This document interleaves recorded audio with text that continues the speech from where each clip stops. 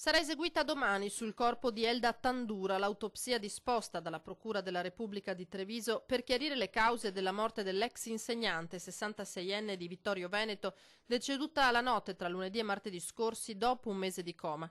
Il medico legale incaricato dell'esame, l'anatomopatologo Alberto Furlanetto, dovrà cercare di capire se vi sia un nesso diretto tra la morte della docente in pensione e le percosse ricevute dal compagno, un 49enne di Preganziol, che la donna aveva già denunciato in precedenza per lesioni e tentata estorsione.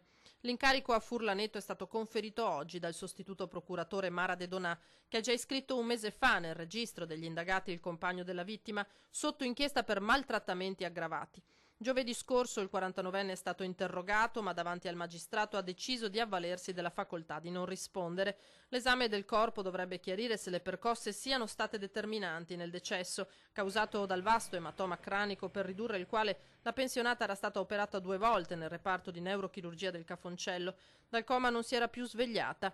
Le informazioni che arriveranno dall'autopsia serviranno al PM per decidere se modificare l'ipotesi di reato a carico dell'indagato che rischia un'accusa di omicidio.